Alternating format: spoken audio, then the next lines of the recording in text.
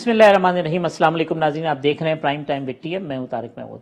وفاقی وزیر فواد چودھری صاحب نے گزشتہ روز ایک انٹرویو دیا اور اس انٹرویو کے اندر انہوں نے چونکا دینے والی باتیں کی، وہ باتیں جو کہ شاید مجھے آپ کو سب کے علم میں تھیں، لیکن ایک وفاقی وزیر کی جب منہ سے یہ باتیں آپ سنیں کہ ہماری پارٹی کے جو بڑے لیڈران ہیں جس میں شاہ محمود قریشی صاحب، جہانگیر ترین اور اسد عمر، وہ ایک دوسرے کی ٹانگیں کھینچنے میں مصروف ہیں، اور فواد چودھری صاحب یہ کہتے ہیں کہ جی جب موقع ملا جہانگیر ترین صاحب کو تو انہوں نے اسد عمر کی چھٹی کرا دی، پھر اسد عمر صاحب جب دوبارہ ان ہوئے تو انہوں نے جہانگیر ترین صاحب کی چھٹی کروا دی۔ تو یہ کہنا تھا فواد چودھری صاحب کا۔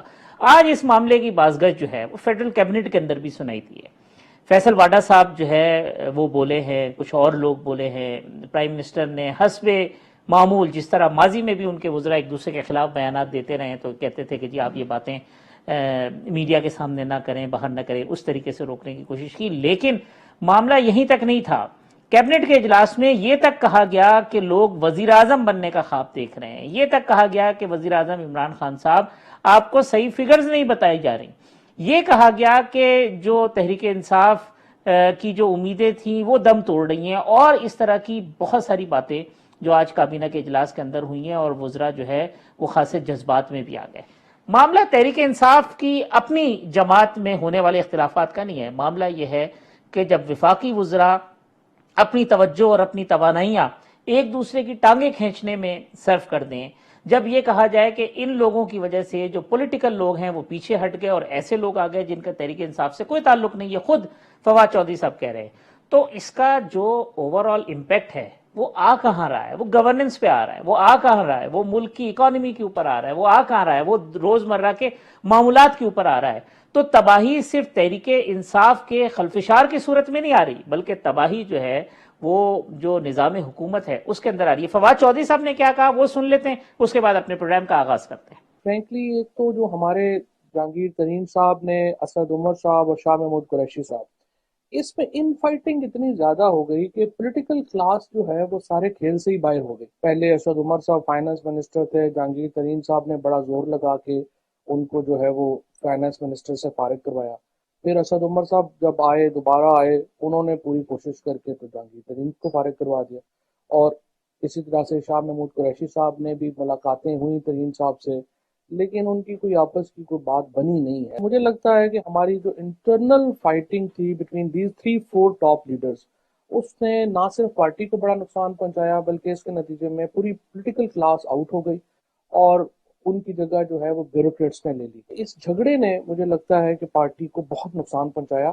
میرے ساتھ موجود ہیں آج کے پروگرام میں پاکستان تحریک انصاف کے رکن قومی اسمبلی پارلیمانی سیکرٹری محترم جناب یعقوب شیخ صاحب، لاہور سے مجھے جوائن کر رہے ہیں پاکستان مسلم لیگ نون کے رکن قومی اسمبلی محترم جناب علی پرویز ملک صاحب، اور میرے ساتھ موجود ہیں پاکستان پیپلز پارٹی کے سینئر رہنما محترم جناب حیدر زمان قریشی صاحب۔ یعقوب شیخ صاحب، یہ ہو کیا رہا ہے؟ اب تو آپ کے فیڈرل منسٹر اور ایک امپورٹنٹ منسٹر یہ بات کہہ رہے ہیں کہ یہ آپ کی پارٹی کا حال ہے جس میں وفاقی وزراء ایک دوسرے کی چھٹی کرانے میں مصروف ہیں، اور اس کا جو امپیکٹ ہے وہ آپ کی گورننس کے اوپر آ رہا ہے۔ جب فواد صاحب نے کچھ کہہ دیا تو میں اس کے اوپر مزید کیا اس میں ایڈ کروں؟ ایگری کرتے ہیں آپ فواد صاحب کی بات سے؟ اس کو کوئی ڈینائی کر سکتا ہے کہ انہوں نے میڈیا کے اوپر ایک چیز کہی ہے، بٹ میں اس میں تھوڑا سا ایڈ یہ کرنا چاہتا ہوں کہ دیکھیں یہ کوئی ایسی انہونی چیز نہیں ہے کہ آپ کہیں دنیا میں اور تو کہیں نہیں ہوتی اور پی ٹی آئی میں ہو گئی ہوئی ہے۔ پی ٹی آئی میں بھی سیاست میں ایک لبرٹی ہے، اور میرے خیال میں جتنی لبرٹی پی ٹی آئی میں ہے اتنی تو کسی اور جماعت میں ہے بھی نہیں، اور وہاں تو مطلق العنان ایک صورتحال ہے جو دوسری پارٹیز میں ہے، اور ہمارے یہاں تو ایک مطلب باقاعدہ جیسے ایک پولیٹیکل کلچر ہے ہمارا، اور اس میں ہمارے لیڈران کو، ہمارے جو پارٹی ورکرز ہیں، سب کو ایکسپریس کرنے کی وہ ہے، اور ہم مائنڈ نہیں کرتے کہ سوشل میڈیا پہ کوئی چیز آتی ہے ہمارے اگینسٹ آتی ہے۔ لیکن عمران خان صاحب ایک کے کہنے پہ دوسرے کی چھٹی کرتے ہیں، دوسرے کے کہنے پہ تیسرے کی چھٹی کرتے ہیں۔ نہیں، ایسا نہیں ہے۔ عمران خان صاحب اس وقت پرائم منسٹر آف پاکستان ہے، ان کے پاس پورا اختیار ہے، وہ اپنی ٹیم کیسے بناتے ہیں وہ ان کی پریروگیٹو ہے، ان کو کوئی امپریس نہیں کر سکتا۔ اب اس میں ہو سکتا ہے کہ اسے تھوڑی ایگزیجریشن ہوئی ہو کہ کسی نے کسی کی ٹانگ کھینچی اور اس کو ہٹا دیا اور خود آ گیا، یہ اب وہ لیڈرشپ کی باتیں ہیں، میں ان میں تو نہیں پڑھنا چاہتا، بٹ یہ لیکن آپ اس سے اتفاق کرتے ہیں کہ اسد عمر صاحب اور جہانگیر ترین میں اختلافات ہیں، اور شاہ محمود قریشی صاحب اور جہانگیر ترین میں بھی اختلافات ہیں، تمام تر کوششوں کے باوجود یہ اختلافات ختم نہیں ہو سکے؟ میں تو آپ کو آنیسٹلی بتاؤں کہ میں نے آج تک یہ نوٹ نہیں کیا، جب ہم میٹنگز میں بیٹھے ہوتے ہیں، اب جہانگیر ترین تو نہیں ہیں، وہ اپنے اس کیس کی وجہ سے باہر ہیں، وہ پالیٹکس میں نہیں وہ اپنا حصہ لیتے، لیکن باقی تو سارے لیڈران اکٹھے بیٹھے ہوتے ہیں. اور جہاں تک اگر ان فائٹنگ کی بات ہے تو یہ ہر پولیٹیکل پارٹی میں ہے، ایسی نہیں ہے کہ کوئی ایسی انہونی ہو گئی. علی پرویز صاحب کہتے ہیں کوئی انہونی بات نہیں ہے، بلکہ یہ تو جمہوری کلچر ہے ہماری پارٹی کا، جہاں لوگ ایک دوسرے کے خلاف کھل کے بات کر لیتے ہیں. باقی پارٹیوں میں تو ڈکٹیٹرشپ ہے، وہاں بات ہی نہیں کر سکتے. بسم اللہ الرحمن الرحیم. طارق بھائی بہت شکریہ، آپ نے اپنے پروگرام کے اندر دعوت دی. میں آپ کے سوال پہ بالکل آ جاتا ہوں، پر اس سے پہلے میری گزارش ہوگی، شیخ صاحب آپ کے پاس بیٹھے ہیں، اتنی قابل احترام ہیں، ان کو آپ کیوں مشکل میں ڈالتے ہیں کہ ان کو اپنی لائن کلیئر کرنی پڑے اس سوال کے اوپر. میری زندگی ویسے بھی آسان نہیں ہے، مشکل میں جینا ہمیں سیکھنا چاہیے. نہیں، میں تو شیخ صاحب کہہ رہا تھا کہ جی توپوں کا رخ آج طارق بھائی کو کہتے ہیں ہمارے پہ رکھیں یا حیدر بھائی کے اوپر رکھیں، آپ کو زیادہ مشکل میں نہ ڈالیں. کوئی بات نہیں، ہم مشکل تیار ہیں. یہ تو اچھا چلیں، اب مجھے پتا ہے جی آپ آنریبل آدمی ہیں، آپ ہر چیز کے لیے تیار ہیں، پر اب میں جو میرے سے سوال کیا میں اس پہ آ جاؤں. طارق بھائی آپ ایک نہایت ہی کیا کہتے ہیں کمپیٹنٹ اینکر ہیں. مجھے تو صرف پریشانی اس بات کی ہوئی کہ آپ نے کہا کہ یہ حیران کن ڈیولپمنٹ ہے. میری نظر میں تو یہ بالکل ہی کوئی حیران کن ڈیولپمنٹ نہیں ہے. سب کو پتا ہے کہ اس حکومت کے پاس ایک دوسرے کی لات کھینچنا، اپنی منہ اوپر کرنا اور اس قسم کی چیزوں کے اندر اپنے آپ کو انوالو کرنے کے علاوہ اور کچھ ان کی کوئی پرائیورٹی ہی نہیں ہے.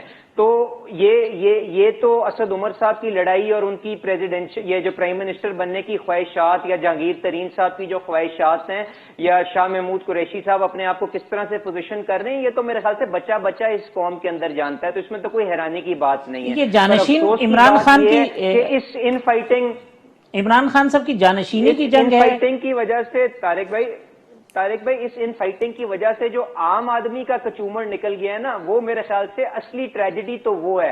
اور اس کے ساتھ ساتھ جو بات فواد چودھری نے زیادہ امپورٹنٹلی کی ہے نا طارق بھائی، وہ یہ ہے کہ یہ الیکٹڈ لوگوں کی حکومت نہیں ہے. اس کے اندر پرائمریلی انہوں نے کہا ہے کہ ان الیکٹڈ لوگ ہیں اور ہم ایک پریزیڈینشل سسٹم کی طرف یا اس کے قریب تر ہم چلے گئے ہیں. اور اس کو آپ کنیکٹ کریں، جو ساری بات پاکستان مسلم لیگ نواز کہتی ہے، پیپلز پارٹی کہتی ہے کہ یہ سلیکٹڈ لوگوں کی حکومت ہے، تو آج ان کے وزیر بھی اس سلیکشن کی طرف اشارہ کر رہے ہیں جو اپوزیشن کا نیریٹو تھا. تو یہ میرا خیال ہے زیادہ پریشانی کی بات ہے. اور یہ سارے معاملات اس لیے ہیں کیونکہ یہ ان کے پاس پرفارمنس کوئی نہیں ہے دکھانے کو طارق بھائی. اور اب جس طرح پریشر بڑھ رہا ہے تو یہ ایک دوسرے کی طرف انگلیاں اٹھا کے اپنے سے پریشر ڈیفلیکٹ کرنا چاہتے ہیں. بنیادی مسئلہ وہیں کا وہیں ہے کہ وزیر اعظم صاحب کے پاس نہ وہ ٹیمپرامنٹ ہے، نہ وہ کمپیٹنس ہے کہ وہ اس ملک کو، خاص طور پہ یہ جو کورونا نے جو ڈیفیکلٹ انوائرمنٹ کریٹ کی ہے، اس کے اندر ملک کو سمیٹ کے مشکل فیصلے لیتے ہوئے قوم کو آگے لے کے چل سکیں. یہ بنیادی مسئلہ ہے جس کو اب یہ ڈیفلیکٹ کرنے کی کوشش کر رہے ہیں اور ان کے وزیر آگے آ کے بتا رہے ہیں لوگوں کو. حیدر صاحب یعنی کہ یہ جو علی پرویز صاحب کہہ رہے ہیں، اس کا مطلب یہ ہے کہ یہ جو خراب پرفارمنس ہے وہ ایکسپوز ہو رہی ہے، تو پھر ملبہ ایک دوسرے کے اوپر ڈل رہا ہے، یہ نظر آتا ہے آپ کو؟ جو ان فائٹنگ کی بات ہے، بالکل ملک صاحب نے صحیح کہا. یہ فواد چودھری صاحب کو کریڈٹ جاتا ہے کہ انہوں نے ہمیشہ جو ہے حقائق پر مبنی بات کی ہے. اب وہ بھی تھک گئے ہیں اس حکومت کا دفاع کر کر کے، اور یقیناً ساحل سے پہلے جب کشتی ڈوبنے والی ہو تو ہر سمجھدار شخص جو ہے جو کہیں اور سے آیا ہوتا ہے وہ بھانپ لیتا ہے، وہ جانچ لیتا ہے. اب دیکھیں نا، کئی ان کے معاون خصوصی ہیں وہ لمبی چھٹی پہ چلے گئے ہیں، کوئی آپ کو نظر نہیں آئیں گے. حالت تو یہ ہے کہ 21 مئی کو وزیر اعظم نے کابینہ میں بیٹھ کر ایک ڈائریکٹو پاس کیا اپنے ہی مشیران کو اور اپنے ہی معاون خصوصی کو کہ آپ اپنے اثاثے اور اپنی نیشنلٹی جمع کروائیں گے. بیشتر نے ابھی تک نہیں کروائی، جس میں سے سر فہرست جو ہیں وہ آپ کے وہ کیا ہیں، شہزاد اکبر صاحب کیا ہے، معاون جو ہیں مایوسی، جودہ اکبر کی کیا نام ہے ان کا، شہزاد اکبر. اور اس کے بعد وہ ایک جو ہیں تردید گل ہیں، اس کے بعد بابر اعوان صاحب ہیں، اس کے بعد بہت سارے ایسے لوگ ہیں. تو جس وزیر اعظم کہ رٹ اپنی مشیران پہ، جو اس کے امیجیٹ سب آرڈینیٹس ہیں، ٹیم ہیں، وہ نہ مانے تو وہ اس کے اندر جو ہے وہ کیا آپ اس سے توقع کر سکتے ہیں. یعقوب شیخ صاحب، جو حیدر صاحب، میں آپ کو ایک بات بتاؤں جی بہت سارے لوگ وزیر اعظم بننے کے لیے بھی تیار ہوں گے، بہت سارے لوگ کہیں اور اپنا قبلہ موڑ رہے ہیں، کوئی کہیں اپنی فریکوینسی ریسیٹ کر رہا ہے، تو یہ بہت جلدی آپ کو ان کے حالات مخدوش ہوتے دکھائی دے دیں گے، جب انہوں نے خود ہی کہہ دیا ہے کہ آپ کو 5-6 مہینے آپ کے پاس اپنی کارکردگی دکھائیں. اس کا مطلب یہ نہیں ہے کہ صرف وزراء کے پاس 5-6 مہینے ہیں، کابینہ اور وزیر اعظم ایک ہی کشتی میں سوار ہیں. ٹھیک ہے حیدر صاحب، یہ جواب لے لیتے ہیں. بڑی ساری باتیں ہو گئی یعقوب صاحب کے لیے. یعقوب صاحب، 21 مئی کو کیبنٹ فیصلہ کرتی ہے کہ جی آپ اپنے ایسٹ بھی دے دیں جتنے معاونین خصوصی ہیں اور ایڈوائزر ہیں، اور شہریت بھی بتائیں. 1 مہینے کے بعد آج کابینہ کے اجلاس میں پھر وہی بات ہوتی ہے کہ پرائم منسٹر کے کہنے کے باوجود یہ نہیں ہوا. پھر کل پرائم منسٹر کہتے ہیں کہ جناب اگر صوبے میری بات مان لیتے تو میں لاک ڈاؤن نہ کرتا. یہ کیسے پرائم منسٹر ہیں کہ نہ صوبے ان کی بات مانتے ہیں، نہ کیبنٹ میں موجود ایڈوائزر اور معاونین خصوصی ان کی بات مانتے ہیں، نہ ان کی کوئی سنتا ہے. ڈالر کا ریٹ بھی ان کو پتہ چلتا ہے کہ ٹیلی ویژن دیکھ کے کہ جی یہ اوپر چلا گیا ہے. تو یہ کیا ہے؟ کل کنڈی صاحب میرے پروگرام میں کہہ رہے تھے کہ یہ اسلام آباد کے میئر کی شاید حیثیت رہ گئی ہے پرائم منسٹر کی، اگر ان کی ریٹ جو ہے کہیں پہ نہیں ہے تو.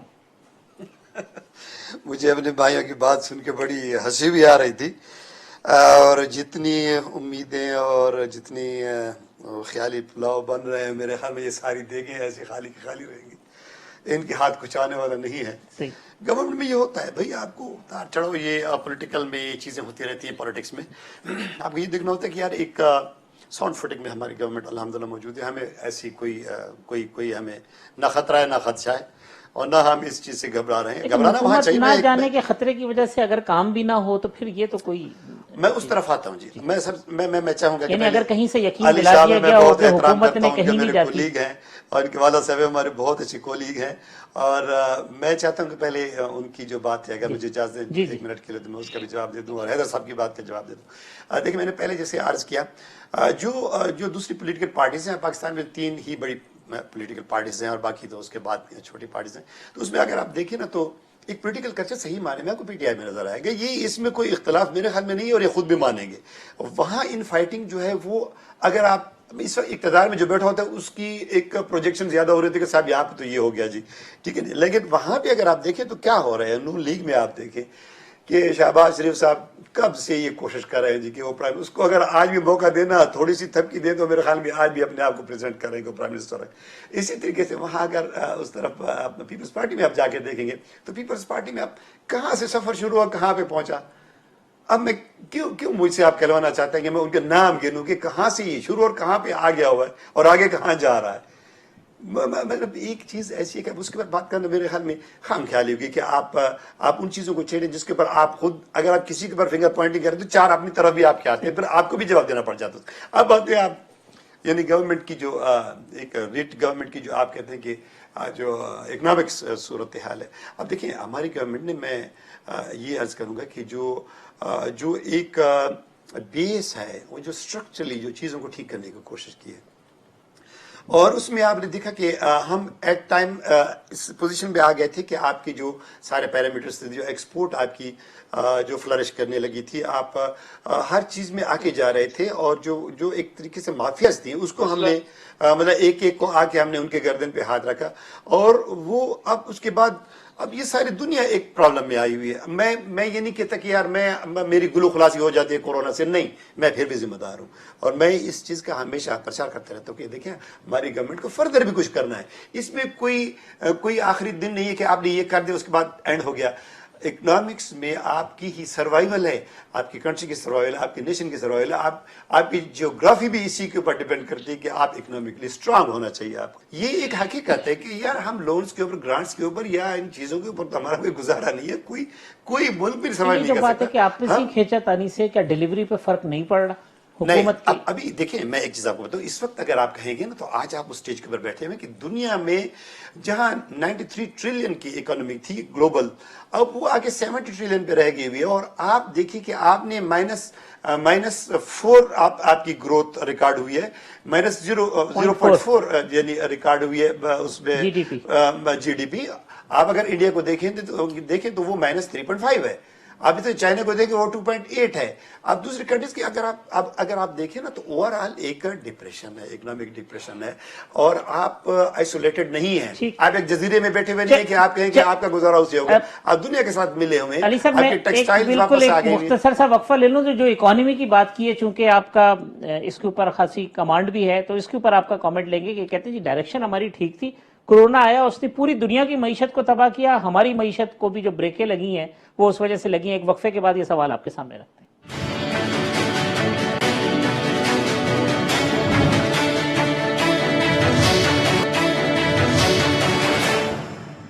वेलकम बैक नाज़रीन।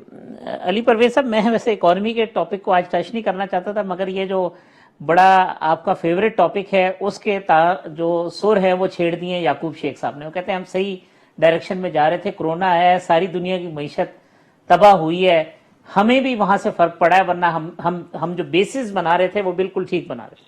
तारिक भाई, बात यह है कि इन्होंने कहा कि शहबाज शरीफ साहब प्राइम मिनिस्टर इन वेटिंग है, तो मैं कह रहा हूं कि जी इसमें बताएं कि हैरानगी की कौन सी बात है। हमने तो ज्वाइंट ऑपोजिशन ने शहबाज शरीफ साहब को एज ऑल्टरनेट कैंडिडेट टू अभी जो सिलेक्टेड प्राइम मिनिस्टर है, हमने तो पुट अप किया था। उस वक्त हमारे चंद दोस्तों को कुछ इस किस्म की शायद एहसास था कि शायद उनके पास कोई बेहतर ऑप्शन मौजूद होगी, तो उन्होंने सपोर्ट नहीं किया।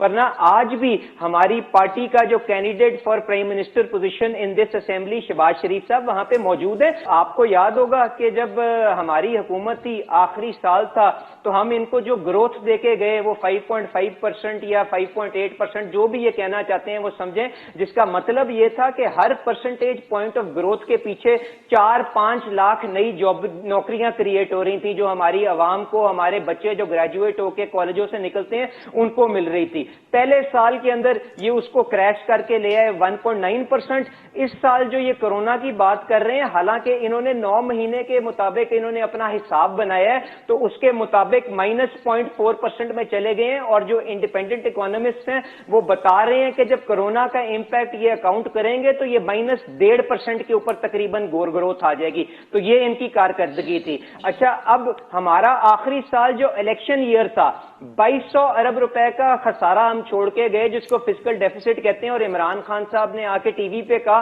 कि इस मुल्क को बर्बाद कर दिया। पहला साल जो इन्होंने कंप्लीट किया 3600 अरब का खसारा। ये साल जो है जिसके अंदर बिल्कुल ठीक कह रहे हैं कोरोना आ गया, ये 4000 अरब के करीब खसारा करेंगे तारिक भाई, जो कि रिकॉर्ड होगा। पर मैं आपको ये बात बताऊं कि इन्होंने 9 महीने के अंदर तकरीबन जो करंट एक्सपेंडिचर कर लिया था ना, वो 4000 अरब के करीब था 9 महीने के अंदर। और ये जो हमारे इलेक्शन साल का करंट एक्सपेंडिचर था ना, उससे कहीं ज्यादा था। तो ये इतने काबिल हैं। अब इन्होंने कहा कि जी हमने एक्सपोर्ट को रिवाइव कर लिया था और एक्सपोर्ट बेहतर होना शुरू हो गई थी। तो मैं गुजारिश करूंगा अपने भाई को, ये मेरे ख्याल से चेयरमैन भी हैं स्टैंडिंग कमेटी ऑफ कॉमर्स के, इनसे गुजारिश ये होगी कि ये जरा डेटा मंगवा के देख लें कि पाकिस्तान मुस्लिम लीग नवाज जितनी इनको एक्सपोर्ट दे के गई थी, इन्होंने अपने पहले साल के अंदर उससे कम किया कि उससे ज्यादा किया। मेरा जहां तक मेमोरी जाती है, ये इन्होंने पहले साल तक एक्सपोर्ट को कम किया था। इस साल भी जब ये 9 महीने की परफॉर्मेंस आई थी, तो ये अपनी परफॉर्मेंस जो पहले साल थी उसके ऊपर 2%, इन्होंने 2% की इंप्रूवमेंट की थी। और उसके बाद जो कोरोना आया, वो तो चले एक अल्लाह की तरफ से आफत आई और हर दुनिया की मईशत के ऊपर उसका इंपैक्ट आया, पर ये इतने काबिल थे अगर आप प्री कोरोना और प्री कोविड से भी आप इनका मुआवजना कर लें। बट तारिक भाई, बात यह है कि कोरोना जो एक एग्जिस्टेंशियल थ्रेट इस वक्त दुनिया सारी के सामने आया हुआ है, इनसे ये भी तो पूछें इन्होंने उसको टैकल करने के लिए क्या किया है। क्योंकि आफ्टर ऑल अब मुल्कों ने और कौमों ने और हुकूमतों ने इसको फेस करना है ना, ताकि अपने लोगों को प्रोटेक्ट कर सकें। ये तो इतने नालायक हैं कि टीवी के ऊपर वजीर आजम आके कहता है कि 1200 अरब रुपए का मैंने पैकेज अनाउंस कर दिया है। अच्छा, उसके अंदर आप जाके देखते हैं तो आधी चीजें वो हैं जो बजट के अंदर पहले मौजूद थी, या उसके अंदर जो अनरिलेटेड चीजें, गद्दों की परचेज, टैक्स रिफंड भी उसमें शामिल है, एक्सपोर्टरों का रिफंड 100 अरब रुपए दे दिया। तो ये तो सच बोलने में भी बिलीव नहीं करते। इन्होंने हालात को बेहतर किस तरह करना है, तो काइंडली इनको क्या काम के ऊपर फोकस करें और ये जो एक दूसरे की टांग खींचना बंद करें। ये शेख साहब से जवाब लेंगे, लेकिन मैं कमेंट चाहूंगा हैदर जमान साहब से पहले कि हैदर साहब, ये इतनी खराब परफॉर्मेंस भी है, अपोजिशन भी मजबूत है, उसके बावजूद जो अपोजिशन की कहें कि जो तहरीक है या उसकी जो रेजिस्टेंस है, उसका इंपैक्ट क्यों नहीं आ रहा? देखिए, ملک صاحب نے کافی سارے اعداد و شمار پیش کیے. میں بھی آپ کو دے سکتا تھا بہت سارے فگرز اور اس میں ون بائی ون، لیکن دو تین چیزیں میں ضرور ٹچ کروں گا اکنامک سائیڈ پہ. پہلی چیز یہ ہے کہ اس ملک کو 60% ڈیویلیویشن دی انہوں نے 2 سال میں، اور 30,000 ارب میں انہوں نے کم از کم 11,000 ارب جو ہے ڈیٹ ایڈ کیا. یعنی اگر یہ پچھلی حکومت پر الزام لگاتے تھے کہ اس نے 5 سال میں 10,000 ارب ڈیٹ ایڈ کیا، جس کے نتیجے میں بجلی کے منصوبے بھی لگے، موٹر ویز بھی بنی، اور بھی اب 13,000 ہو گیا، 43 پہ پہنچ گئے. نہیں سن لیں نا، تو وہ 13,000 ہو گیا ہے. تو یہ 15 سے 20 ارب روپیہ روزانہ کی بنیاد پر یہ بورو کر رہے ہیں. دوسری اہم چیز یہ ہے کہ یہ غلط بیانی ہے کرنی، اور یہ درست نہیں ہوگا کہ یہ کہیں کہ ہم نے ایکسپورٹس بڑھائی ہیں. پاکستان پیپلز پارٹی کی واحد حکومت تھی جس نے 16 ارب ڈالر سے ایکسپورٹس 2013 میں 25 ارب ڈالر کی، اور اس وقت پاکستانی روپے کی جو آخری سال قیمت تھی وہ 83-84 روپے تھی. اب آج آپ کا ڈالر جو ہے وہ 170 روپے کے لگ بھگ ہے جو انہوں نے جہاں پہنچا دیا ہے. اور اگر آپ 17-18 ارب ڈالر کر بھی رہے ہیں تو ریئل ٹرمز میں تو ایکسپورٹس ویسے ہی نہیں بڑھی، اور انہوں نے ایکسپورٹس گرائی ہیں. جہاں تک معیشت کے ڈیفیسٹ کی بات ہے، ورلڈ بینک کہہ رہا ہے کہ -2% سے زیادہ ہوگی، اور جو انہوں نے 9.1% خسارہ شو کیا ہے اس بجٹ میں، یہ افسانہ ہے. یہ خسارہ کم از کم 17 یا 18% ہوگا، آپ دیکھتے جائیں. اور 3 مہینے کووڈ کے ابھی انہوں نے صرف ڈالے ہیں، پچھلے مالی سال کے 9 مہینے کا انہوں نے بجٹ بنایا ہے. تو یہ افسانوں پہ بنا ہے بجٹ، ریئلسٹک نہیں ہے. ہاں وزیر اعظم صاحب کس کام میں اچھے ہیں؟ وہ اس بندے کو ہیڈ ہنٹ اچھا کرتے ہیں جس کے پاس اچھا بینک بیلنس ہے، اے ٹی ایم اچھی ہے. اب اگر 1-2 اے ٹی ایمز خراب ہو گئی ہیں یا ڈاؤن ہو گئی ہیں تو وہ دیکھیے نا، انہوں نے اے ٹی ایمز کو چھوڑ کر وہ منی ڈیڈی بنانے شروع کر دی ہیں. تو وہ کراچی گئے، انہوں نے ایک منی ڈیڈی لیا، پھر ایک وہ لاڑکانہ گئے، وہاں ایک وہ بلڈر کے پاس چلے گئے. تو اب وہ نئے ریونیو سٹریمز ڈھونڈ رہے ہیں. وہ کیا کریں، ساری زندگی چندہ مانگا ہے، کرکٹر کے طور پہ چندہ مانگا، ریٹائرمنٹ کے بعد چندہ مانا، حکومت میں آ کر ڈیم کے لیے چندہ مانگا، اور اب کووڈ کے لیے بھی پورے ملک سے چندہ مانگ رہے ہیں، دنیا سے مانگ رہے ہیں، اور آپ کی ریمیٹنسز نیچے جا رہی ہیں، آپ کی معیشت ڈوب رہی ہے، اور آپ کہہ رہے ہیں کہ اپوزیشن کیا کرے. مجھے بتائیں کہ جب ایک جہاز میں پائلٹس اور کرو کا عملہ آپس میں لڑ رہا ہو اور وہ تباہی کی طرف جا رہا ہو اور وہ کریش کر رہا ہو، تو کسی کو اور کچھ کرنے کی کیا ضرورت ہے؟ مسافروں کو اپنی جان تو بچانی ہے نا حیدر صاحب. اگر پائلٹ اور عملہ لڑ رہا ہے تو مسافر اپنی جان تو بچائیں گے نا. پہلے شیخ صاحب اگر آپ کامنٹ کر لیں. وہ کہتے ہیں جی دلہنیں بھاگ رہی ہیں آپ کے پاس سے. طارق بھائی آپ مجھے ٹائم پورا دیں گے تاکہ میں دونوں بھائیوں کی جو باتیں ہوئی ہیں ان کا میں جواب دے سکوں. پہلے تو حیدر صاحب بعد میں بات کر رہے تھے لیکن ان کی بات کا میں پہلے جواب دوں گا. یہ کہہ رہے ہیں جی کہ اے ٹی ایم مشینیں خراب ہو گئی ہیں اور اے ٹی ایم مشینیں چلی گئی ہیں. تو میرے خیال میں ان کے یہاں تو اے ٹی ایم مشینوں کی کمی نہیں ہے. تو 2-3 کی بات کر رہے تھے، ان کی یہاں تو مشینیں ہیں، ان کے یہاں تو کماؤ پوت بھی ہیں. ہم اس کی تو بات نہیں کرنا چاہتے. آپ دیکھیں کہ ان کے صوبے میں ہو کیا رہا ہے. پہلے اپنی طرف آپ دیکھیں، اپنے صوبے کے کمال دیکھیں کہ آپ نے صوبے میں کمال کتنے کیے ہیں. آج 13 سال ہو گئے آپ کی گورنمنٹ کرتے ہوئے. کراچی سے باہر نکلے تو لوگوں کے پاؤں میں جوتی تک نہیں ہے، پینے کا پانی نہیں ہے، نہ روڈز آپ نے دیے، نہ ان کو سکول دیے، نہ آپ نے بیسک ہیلتھ فیسلٹیز دیے، نہ اپنے جو بجلی کی ترسیل کے نظام کو ٹھیک کیا کیا آپ نے سندھ میں کہ آپ کہیں گے یار میں نے تو بڑا کمال کر دیا اور ان لوگوں نے کچھ نہیں کیا.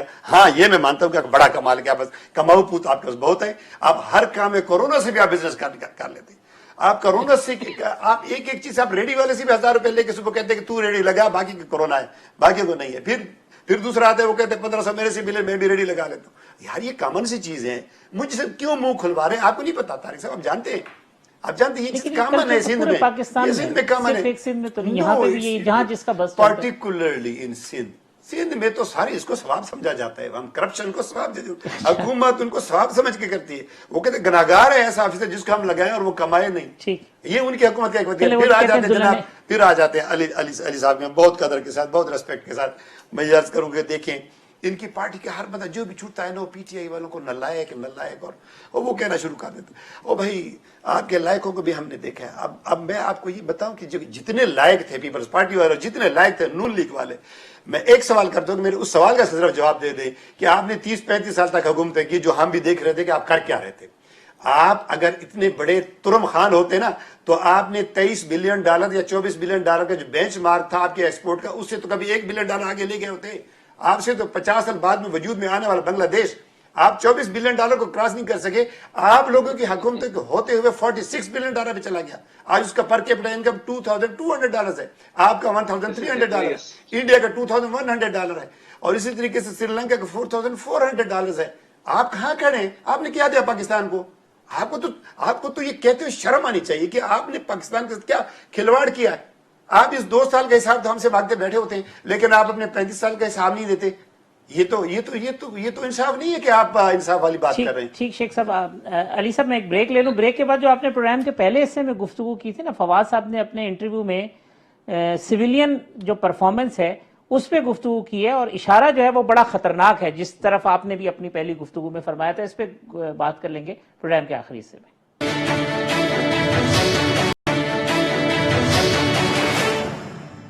ہم کہتے تو ہیں کہ سویلین جو آفیسز ہیں, ملٹری جو ہے جی اس کا بڑا رول ہو گیا ہے, سویلین آفیسز جو ہیں جی وہ ان کو دینا چاہیے رول. آپ ذرا پارلیمنٹ کی اپنی لیڈرشپ دیکھیں, اس کے بعد آپ اپنی پروونشل لیڈرشپ دیکھیں. آپ مجھے بتائیے, کوئی دل پہ ہاتھ رکھ کے کوئی مجھے بتائے اس لیڈرشپ کے ساتھ کیسے سویلین سپریمیسی ہو سکتی ہے؟ علی پرویز صاحب, یہ جو فواد چودھری صاحب نے بات کی تو بڑی خطرناک بات ہے. گورنمنٹ جو ہے وہ تو پی ٹی آئی کی ہے, اور وہ کہتے ہیں کہ اس پرفارمنس کے ساتھ یا اس پارلیمنٹری پرفارمنس کے ساتھ کیسے سویلین سپریمیسی ہو سکتی ہے. تو یہ تو بڑا خطرناک اشارہ ہے. ہم کس جانب بڑھ رہے ہیں؟ بالکل ٹھیک کہہ رہے ہیں جی. میں اپنی غلطی مان لیتا ہوں. آپ نے بلکہ پہلے بھی میرے سے یہ سوال کیا تھا کہ جب ہمارے بھائی شیخ صاحب نے ساؤنڈ فوٹنگ کی بات کی تو یہ سلیکٹر کی طرف اشارہ کر رہے تھے, تو میں اس کو ان ایڈریس چھوڑ گیا. تو معذرت کے ساتھ میں بالکل اس سوال پہ آ جاتا ہوں. پر اس سے پہلے ذرا گزارش اتنی سی ہے کہ شیخ صاحب کو جو ان کی اپنی حکومت کا جو اکنامک سروے ریلیز ہوا ہے نا, اس کا پیج نمبر 170 کھول کے دے دیں, جس کے اندر ان کو پتا چل جائے گا کہ انہوں نے 21 مہینے میں جو ہمارے 5 سال تھے نا اس سے کہیں زیادہ قرضہ یہ لے چکے ہوئے ہیں, اور کسی جگہ پہ اینٹ نہیں رکھی. تو یہ میں ان کا جو قرضوں والی بات تھی اس کا جواب دے جاؤں. اب انہوں نے کہا کہ جی ایکسپورٹ کے اندر اسٹیگننسی آ گئی تھی. تو میں بالکل مانتا ہوں کہ جی شروع کے جو چند سال تھے اس کے اندر شاید ہماری حکومت ایکسپورٹ کو اس طرح سے امپورٹنس نہیں دے سکی, جس کی وجہ سے ایکسپورٹس پریشر میں رہی. پر جو یہ آخری بات ہے وہ بتانا بھول گئے میرے خیال سے. جو پرائم منسٹر نواز شریف صاحب نے جب ایکسپورٹ پیکج اناؤنس کیا تھا تو آخری 1 سال کے اندر 15% ایکسپورٹ گرو کی تھی, اور اس مومنٹم کو ہم ان نالائکوں کو ہینڈ اوور کر کے آئے تھے, جو انہوں نے اگلے سال اس سے گھٹا دیا. اور اس سال تو اللہ ہی ہمارا حافظ ہو کہ جی انہوں نے یہ کیا ایکسپورٹ کے ساتھ کرنا ہے. تو یہ ایکسپورٹ کی بھی کہانی. اچھا, اب جو آپ بات کر رہے ہیں کہ جی سلیکٹروں کو خود آگے کیوں آنا پڑ رہا ہے, یا فواد چودھری صاحب یہ کیوں کہہ رہے ہیں کہ جی ان الیکٹڈ لوگوں کو اب انڈکٹ کیا جا رہا ہے تاکہ وہ اس ملک کی جو گورننس ہے اس کو سنبھال سکیں. میں آپ کو طارق بھائی ایک چھوٹی سی مثال دیتا ہوں. میاں نواز شریف صاحب کو یہ بڑی بڑی باتیں کرتے ہیں, ان سے پوچھیں جب میاں نواز شریف صاحب وزیر اعظم تھے تو انڈیا کا ڈیفنس بجٹ تھا تقریباً $50 بلین.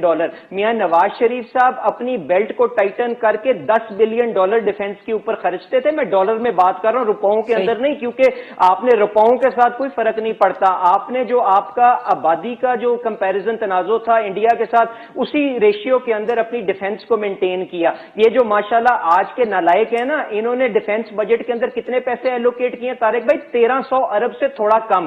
اس کی ذرا ڈالر ویلیو نکال لیں, یہ تقریباً $7 بلین بنتی ہے. اس کا موازنہ کر لیں, جو انڈیا اس سال نے ایلوکیٹ کیا ہوا ہے ڈیفنس کے لیے وہ $70 بلین ہے. تو ریشیو کیا بن گئی؟ 1:10. اور اس کو کمپیئر کر لیں 1:5 جو میاں نواز شریف صاحب نے اپنی بیلٹ کو ٹائٹن کر کے ہمارے جو مسلح افواج کے بھائی ہیں جو ان کی بے پناہ قربانیاں ہیں ان کو دیے. تو یہ اب مجھے بتائیں, اس صورتحال کے اندر جب خطے کے اندر ٹینشن بھی ہو, انڈیا کشمیر کے اوپر چڑھا ہو, ہر اپنے نیبر کے اوپر چڑھائی کرنے کی کوشش کر رہا ہو, تو کوئی بھی آدمی جو اس ملک کا درد رکھتا ہوگا وہ ان نلائکوں کو سپورٹ کرنے کے لیے تیار ہوگا؟ نہیں ہوگا نا. تو اسی لیے فواد چودھری صاحب نے اپنی دوسری آپشنیں کنسیڈر کرنا شروع کر دی ہیں. اسی لیے کامل علی آغا صاحب کہتے ہیں کہ یہ ان کی وجہ سے ہمیں انڈے پڑ رہے ہیں. اسی لیے مینگل صاحب آگے آ کے کہتے ہیں کہ بھائی اس ڈوبتی کشتی سے باہر نکلو. تو یہ وہ ساری باتیں ہیں جو حقائق ہیں. ان کو کہیں اگر میں نے کسی جگہ کے اوپر بھی کوئی غلط ان کے سامنے فیکٹ رکھا ہے تو یہ مجھے کریکٹ کر دیں, بتا دیں میں نے کہاں پہ کہا ہے. تو پھر سلیکٹر آگے نہیں آئے گا تو اور کیا کرے گا؟ ٹھیک. حیدر صاحب مختصراً آپ بھی اگر اس پہ کامنٹ کر دیں کہ یہ سویلین گورنمنٹ کی خراب پرفارمنس جو ہے وہ دعوت دیتی ہے کسی اور کو اس میدان میں قدم رکھنے کی. دیکھیے بالکل सिविलियन गवर्नमेंट हो, कोई शख्स हो, हाफिज साहब, और जो कोई इदारा हो, जब आप की परफॉर्मेंस खराब नहीं बद से बदतर हो और ये तासुर जाए कि आपको कुछ समझ ही नहीं है। एक चीज है कि आप कोशिश कर रहे हैं और आप से चीज संभल नहीं रही, लेकिन अगर ये तासुर बन जाए कि ये कोशिश 100 करते रहे, ना इनमें अक्ल है, ना सलाहियत है, ना इनमें वो कैपेबिलिटी है, तो सारे आवे का ही आवा बिगड़ जाता है। और यही हाल इस वक्त इस हुकूमत का है। दूसरी बात, मैं जरूर एक क्विक रिस्पॉन्ड करना चाहूंगा जो फरमा रहे थे मोहतरम मेंबर पीटीआई के। जिस तरह अली ने इकोनॉमिक सर्वे का हवाला दिया, मैं भी उसी इकोनॉमिक सर्वे का हवाला दूंगा जो इनकी हुकूमत ने शाया किया और हफीज शेख ने बहुत झूम झूम कर वो इकोनॉमिक सर्वे दिखाया बजट से एक दिन पहले। वो इकोनॉमिक सर्वे क्या बताता है? वो ये बताता है कि पाकिस्तान में पिछले 10 साल में सबसे ज्यादा जो हॉस्पिटल्स बने हैं पब्लिक सेक्टर में वो सिंध प्रोविंस में बने हैं, उसके बाद पंजाब में बने हैं और उसके बाद केपीके में बने हैं। लेकिन ये नहीं मानेंगे क्योंकि लाडला बरकी जो कजन है वजीर आजम का, वो 7 साल से भगौड़ा है, वो अमेरिका बैठा है, कोविड में भी वापस नहीं आया। उसी सर्वे में यह भी लिखा हुआ है कि पर पेशेंट पर 1000 जो बेड है हेल्थ फैसिलिटीज वो सबसे बेहतर सिंध प्रोविंस में है। उसी सर्वे में लिखा हुआ है कि सबसे ज्यादा यूनिवर्सिटीज पिछले 10-12 सालों में प्रोविंस ऑफ सिंध में बनी है पब्लिक सेक्टर में, केपीके में नहीं बनी। वहां पे ठीक हैदर साहब, वक्त खत्म हो रहा है। मैं चाह रहा हूं कि याकूब शेख साहब का जरूर खत्म हो रहा है, तो अपने हकायक का पता होना चाहिए। लोगों के पास जूती नहीं है, ये नहीं है, ये हवाई बातें हैं, ये इनके सर्वे की बात है। आखिरी बात मैं ये करना चाहूंगा, किबला, जब आप अपना काम ना कर सकें फिर आपको ये जेब नहीं देता या गिला नहीं करना चाहिए कि दूसरों ने क्यों हमारे काम में इंटरफेरेंस की और हमारी स्पेस गेन की। और आखिरी बात, मैं अली की बात से बिल्कुल एग्री करता हूं। हमारी अफवाज पाकिस्तान को इस वक्त जितने डिफेंस की बड़े बजट की सपोर्ट की जरूरत थी, आज से पहले कभी नहीं थी। हमारे डॉक्टर्स, हमारे हेल्थ केयर के बजट को जितनी सपोर्ट की जरूरत थी, पैरामेडिक्स के सपोर्ट की जरूरत थी, ये पैंडेमिक बजट नहीं है। कश्मीर जल रहा है, बॉर्डर्स हॉस्टाइल हैं, चाइना और इंडिया आपस में फोर फ्रंट पे आए खड़े हैं, पाकिस्तान पे एग्रेशन हो रहा है और हम क्या कर रहे हैं? हम एनएफसी अवार्ड बना रहे हैं और उसमें जीबी और एजेके को एक सूबा दिखा रहे हैं। एग्जैक्टली जो काम भारत ने किया, हम क्या कर रहे हैं? ठीक, हैदर साहब के वसाइल पर हैदर साहब वक्त खत्म हो रहा है। याकूब साहब का इस पे कमेंट। याकूब साहब, आपकी खराब और परफॉर्मेंस भाई सबसे ज्यादा अमवात पर कैपिटा बेसिस के अंदर माशाल्लाह उस सूबे के अंदर हो रही है जहां पे ये 7 साल से हुक्मरानी कर रहे हैं। खराब परफॉर्मेंस जो है वो आप आज ये कहे कि जी सिविलियन सुपरमेसी इस वजह से नहीं हो सकती कि सिविलियन गवर्नमेंट की परफॉर्मेंस ठीक नहीं है, तो गवर्नमेंट तो आपकी है। इन्होंने बहुत सारी बातें की, मुझे पता नहीं आप कितना आप जितना जो हैदर साहब बात कर रहे थे उस पार्टी की, वो भी इस वक्त गवर्नमेंट में है, तो वो बराबर की है। अगर हम कसूर हो रहे तो वो भी बराबर के कसूर हो रहे हैं। जो कसूर हमें गिनवा रहे हैं इस वक्त मासूम फिर मुस्लिम लीग नून है कि कम से कम गवर्नमेंट में नहीं कुछ होगा तो उनके ऊपर कुछ नहीं होना। नहीं, वो तो इस वक्त देके बना रहे हैं, खाली पुलाव के बनाने दें, जितना खुश होने दें उनको, मैं उसके ऊपर एतराज नहीं करता। देखिए, मैं एक चीज आपसे अर्ज करूंगा, इकोनॉमिक्स की जब आप बात करते हैं ना तो हमेशा बेहतरी की गुंजाइश होती है। मैं ये नहीं कहता कि यार हम 100% ठीक जा रहे होंगे, हमें भी कमियां होगी, हमें कोताही होगी, उसको बेहतर किया जा सकता है। और मेरा जो कहने का मतलब है वो ये है कि हम अपने रिसोर्सेज को मोबिलाइज करें, हम अपनी इकोनॉमिक आपकी गवर्नमेंट पे अनइलेक्टेड लोगों का हावी है और वो अनइलेक्टेड लोग इस वजह से हावी है कि परफॉर्मेंस ठीक नहीं हो रही, तो फिर वो लोगों को इंडक्ट खान साहब की टीम है। मैं उसके ऊपर उन्होंने जो सिलेक्ट की हुई टीम, मैं उसके ऊपर मैं कमेंट नहीं करना चाहता। वो खान साहब की टीम है, हमें हर एक की उतनी ही कदर करनी है जितनी हमारे इलेक्टेड की या नॉन इलेक्टेड जो हमारी कैबिनेट का हिस्सा है। बात यह है ना कि मुझे आप बात पूरी करने दीजिएगा। हमेशा बेहतरी की गुंजाइश होती है, हमें अपने इकोनॉमिक रिवाइवल में जाना पड़ेगा, हमें भी कोताहियां, हमें उनको ठीक करना पड़ेगा। हमें इस पूरी एक्टिविटी को अब स्टार्ट कर देना चाहिए। हम यही करना चाह रहे हैं कि हमें इंडस्ट्री को मोबिलाइज करना है, हमने जो लोगों की एम्प्लॉयमेंट है उसको बढ़ाएं, हम इन्वेस्टमेंट को अट्रैक्ट करें। हम सारी इसी एक्टिविटी के ऊपर जा रहे हैं और हम इस चीज का इदराक है। जब आप कहते हैं कि इस वक्त $7 बिलियन है पाकिस्तान का डिफेंस बजट है, एज अगेंस्ट जो एक्चुअल इंडिया का है वो 68 बिलियन है, इन्होंने 70 बिलियन का है।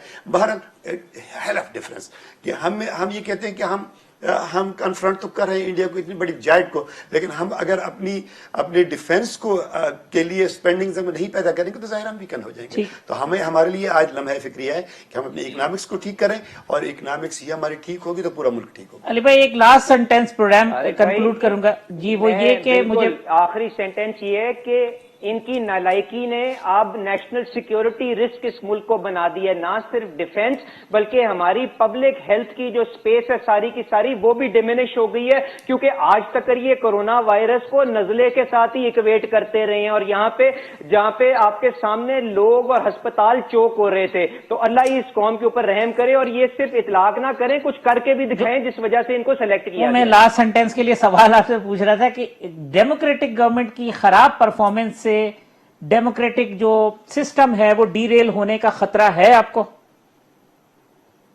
دیکھیں, اس کے اندر یہ ساری پارٹیز جو اسمبلی کے اندر موجود ہیں وہ یہ نہیں چاہتی کہ کوئی بھی ایکسٹرا کانسٹیٹیوشنل یہاں پہ چیز ہو. ہم چاہتے ہیں کہ اس سسٹم کے اندر خود ہی چیکس اینڈ بیلنسز موجود ہیں. ان کی اپوزیشن کی جو پارٹیاں جو وہ اکٹھی ہو سکیں, ان کے جو اتحادی ہیں وہ اس چیز کا احساس کریں کہ ان کی سپورٹ کی وجہ سے اس ملک کے اوپر کتنی بڑی ٹریجڈی ہو رہی ہے جس کا وہ ازالہ کر سکتے ہیں. تو اس احساس کے ساتھ جب لوگ اکٹھے ہوں گے, محب الوطن فورسز اکٹھی ہوں گی, تو ان لائکوں سے ہم ویسے ہی چھٹکارا حاصل کر لیں گے. یہ احساس ہے آپ کو کہ اگر ڈیموکریٹک گورنمنٹ نے پرفارم نہیں کیا تو سسٹم ڈی ریل ہو جائے گا ڈیموکریٹک؟